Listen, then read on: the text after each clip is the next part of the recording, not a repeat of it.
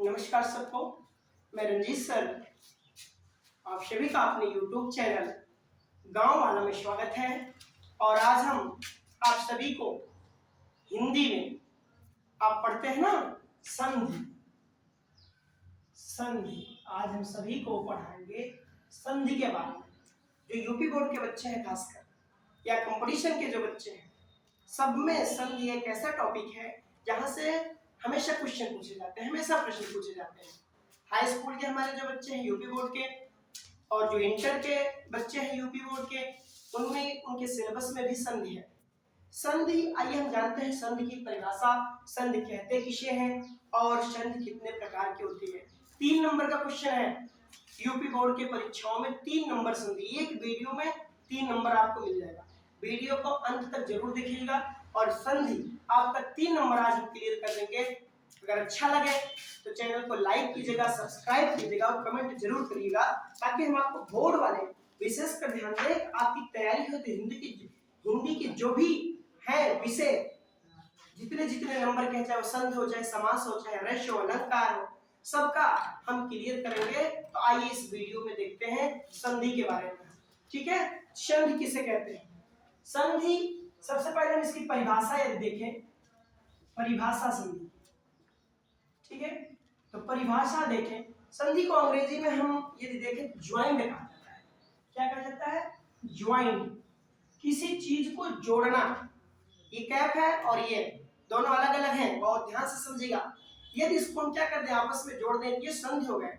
संधि हुआ कैसे? समझौता हुआ, इसका भाग पतला था, इसका खुला हुआ था, ये इसमें इंटर कर दिया गया, बैठा दिया गया, संधि हो गई। तो संधि 2 या 2 से अधिक, कितने? संधि जो है 2 या 2 से अधिक, 2 या 2 से अधिक नजदीकी वर्णों के मेल को ही संधि कहा जाता है। संधि कहा जाता है या संधि कहलाती है। जैसे ध्यान दीजिएगा, 2 वर्ड आपस में, हम ये भी कह सकते थे 2 या 2 से अधिक वर्णों के मेल को संधि कहते हैं। लेकिन जैसे मान लीजिए हम यहाँ पर एक शब्द लिख दिए, यहाँ पर मान लीजिए हम लिख दिए अनाथ, धन आलय। अब देखिए 2 या 2 से अधिक वर्णों के मेल, तो यहाँ पर ना है और यहाँ पर ला है। क्या ना और ला का मेल करके हम बनाएंगे? नहीं बनाएंगे। इसलिए हमने कहा 2 या 2 से अधिक नजदीकी, जो आपस में सबसे ज्यादा क्लोज होते हैं, सबसे ज्यादा नजदीक होते हैं, उन्हीं वर्णों का मेल होता है। जैसे यहाँ पर देखिए था है और यहाँ पर आ है, इन दोनों का मेल हो जाएगा और मेल होकर के एक नया शब्द बनेगा जिसे आप कहेंगे अनाथालय। मैंने कहा एक नियमानुसार आपस में शब्दों के जोड़ने की जो प्रक्रिया होती है वही संधि कहलाती है। एक नए शब्द का निर्माण करना ही क्या होता है? संधि कहलाती है। जैसे था और आ का आपस में हमने क्या कर दिया? मेल कर दिया, एक विशेष नियमानुसार। अब नियम क्या है वो हम आगे आपको बताएंगे, किस नियमानुसार कौन से शब्द जोड़े जाते हैं। तो रफ और पेन सभी के हाथ में होना चाहिए, ताकि आप लिखते भी चले, नहीं तो लेक्चर सुनने के बाद आप भूल जाएंगे। तो आइए देखते हैं संधि, हमने परिभाषा बता दी, अब प्रकार आपको बता देते हैं संधि के प्रकार। बेटा संधि जो होता है ये 3 प्रकार से मुख्यतः, एक स्वर संधि होती है, एक व्यंजन संधि होती है और एक विसर्ग संधि होती है। स्वर संधि, व्यंजन संधि और विसर्ग संधि। अब इसको हम हिंदी में अलग अलग पढ़ते हैं, लेकिन इसको संस्कृत में हम अलग अलग पढ़ते हैं। हर जगह इसको हम अलग पढ़ते हैं, संस्कृत में कुछ और संधि, हिंदी में कुछ और संधि। तो हिंदी में हम 3 संधि, स्वर संधि, व्यंजन संधि और विसर्ग संधि। लेकिन हाई स्कूल और जो 12th के बच्चे हैं वो ध्यान दें, आपको सिर्फ इस बार की यूपी बोर्ड की परीक्षा में आपको सिर्फ स्वर संधि ही पढ़ना है। व्यंजन संधि हिंदी में नहीं पढ़ना, हो सकता है अनिवार्य संस्कृत में पढ़ना हो, संस्कृत में पढ़ना हो, लेकिन हिंदी में आपको स्वर संधि पढ़ना है। क्योंकि 30% सिलेबस इस बार भी काट दिया गया है, तो 30% में जो पढ़ना है 70% में वो सिर्फ स्वर संधि पढ़ना है। अब स्वर संधि किसे कहते हैं इसकी भी परिभाषा मिलेगी। तो आज के वीडियो में हम आपको सिर्फ एक पढ़ाएंगे, स्वर संधि। व्यंजन और विसर्ग हम बाद में पढ़ेंगे। तो स्वर संधि हम देखते हैं। स्वर संधि इसकी परिभाषा जो बनेगी आप लिख लेंगे, जहां पर आपस में स्वर और स्वर का मेल होता है, जहां पर दो नजदीकी वर्ड आपस में स्वर और स्वर का मेल हो, अर्थात आपस के जो नजदीकी वर्ड होते हैं वो सिर्फ और सिर्फ स्वर ही रहेंगे, तो स्वर और स्वर का मिलन क्या कहलाएगा? संधि। कौन सी संधि? स्वर संधि। इसको भूलिएगा मत। देखिए यहाँ पर धन के पहले भी स्वर और धन के बाद भी स्वर आएगा। अब तो आपको इतने मायने में होना चाहिए स्वर कहते किसे हैं ये तो जानकारी होनी चाहिए। यदि आपको स्वर नहीं मालूम रहेगा तो आप स्वर संधि नहीं कर पाएंगे। आ से लेकर के आह तक जो वर्ड हम पढ़ते हैं वो क्या कहलाता है? वो स्वर संधि कहलाता है। ठीक है, आपस में स्वर और स्वर का मिलन ही स्वर संधि। जैसे आ से लेकर आ तक, आ ई उ ए ओ अंक आ, अंक आ को इसमें जोड़ते नहीं है ना, अभी हम आगे देखेंगे। देखिए स्वर और स्वर का मिलन, जैसे ऊपर हमने एक उदाहरण लिया था अनाथ, धन,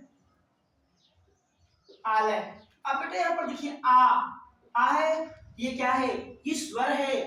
था में क्या है? जब तक किसी व्यंजन पर आप हलंत नहीं लगाएंगे तब तक उसमें स्वर मिला रहेगा। कौन सा स्वर मिला रहेगा? स्वर आ मिला रहेगा। यहाँ से हलंत लगा देंगे, जब हलंत लगाएंगे तो आ निकल आएगा। अब ये आ और आ मिल करके एक विशेष नियमानुसार बड़ा आ बना देते हैं, ये क्या हो जाता है? स्वर संधि। यही हो गया, ये आकर इसमें लग गया, ये अनाथालय बन जाता है। ठीक है, अब देखते हैं स्वर संधि के प्रकार।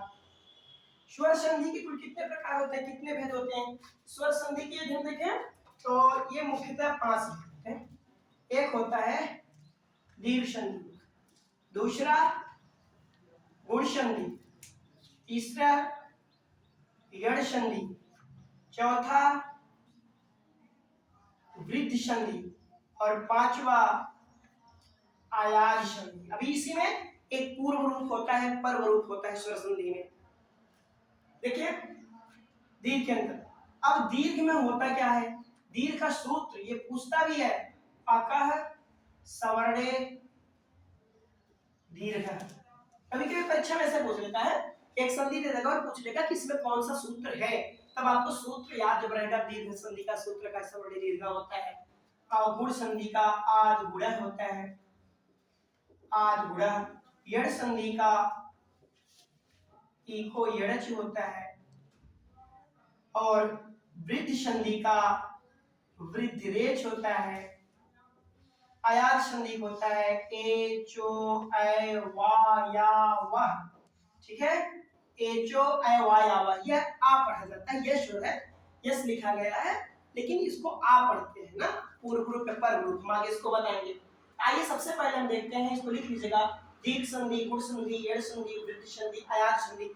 ये स्वर संधियों में ये 5 संधि आपको पढ़नी है। और इस 5 संधि में हाई स्कूल वाले सिर्फ आपको, जो हाई स्कूल में इस बार बोर्ड की परीक्षा देंगे, उनको सिर्फ ये संधि पढ़ना है, यड़ संधि पढ़ना है। इसलिए परीक्षा में कोई भी संधि पूछे आपको सिर्फ यड़ का ही नियम और यड़ के ही उदाहरण पर फोकस करने हैं, क्योंकि 2 नंबर 3 नंबर जो मिलेगा ये इसी से मिलेगा आपको। इसको मिस मत करिएगा, ना तो दूसरी संधि माइंड में अपने पालिएगा। जानकारी के लिए आप पढ़िए, इंटर वाले सही पढ़ेंगे, कंपटीशन वाले सही पढ़ेंगे। तो आइए देखते हैं हम एक एक करके क्या होते हैं दीर्घ संधि। दीर्घ संधि को देखिए, पहला है दीर्घ संधि। ठीक, अब दीर्घ संधि में चाहे तो एक बार में बता सकते हैं, लेकिन आपको अलग अलग नियम अनुसार बता रहे। पहला नियम, यदि आ के बाद क्या आ जाए? आ आए तो दोनों के स्थान पर दीर्घ आ, दीर्घ आ हो जाता है। यहां पर ध्यान दीजिए, बहुत बारीकी से समझिएगा। आ या आ के बाद आ या आ आए तो दोनों के स्थान पर क्या हो जाता है? दीर्घ आ हो जाता है। एक चीज समझ लो, हमेशा दीर्घ संधि में समान स्वर दोनों तरफ आएंगे, हर्ष दीर्घ आ ई उ। ठीक है, जो छोटा है आ ई उ इसे हर्ष स्वर कहते हैं।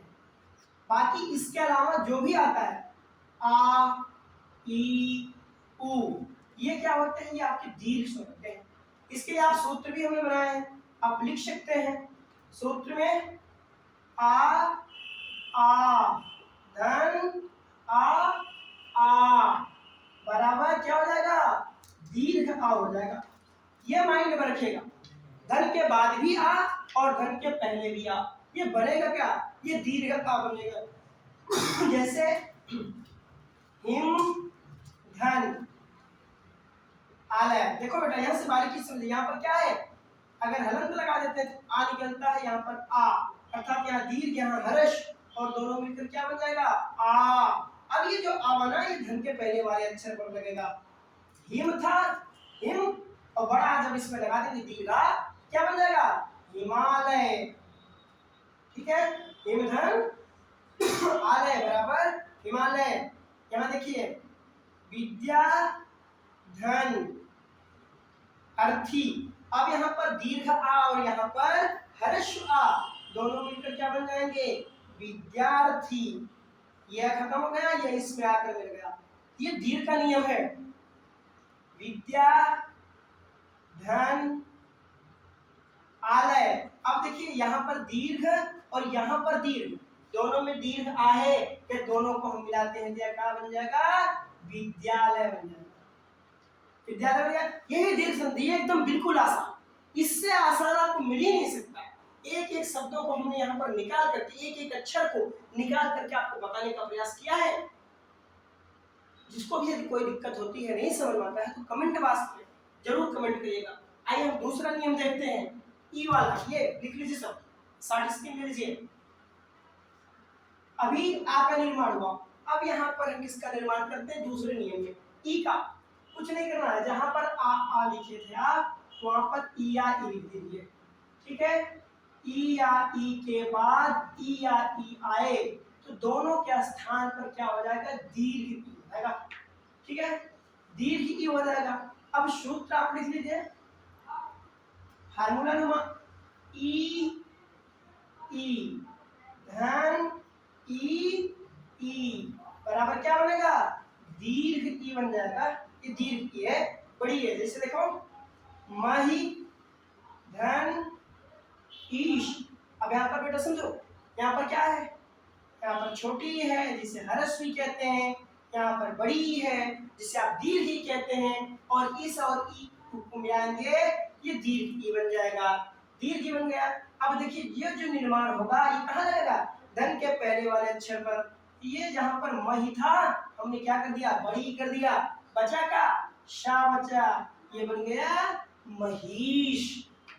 आगे देखिए गिरी धन ईश, ये क्या बन जाएगा बेटा?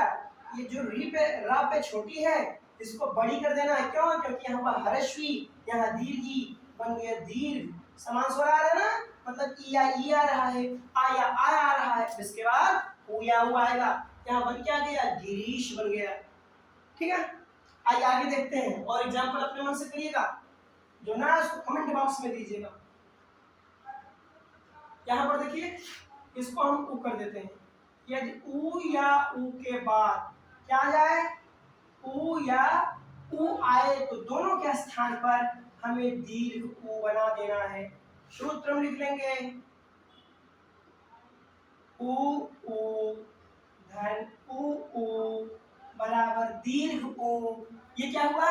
हर्ष और दीर्घ उ, फिर हर्ष से दीर्घ उ मिलकर क्या बनाते हैं? दीर्घ उ बनाते हैं।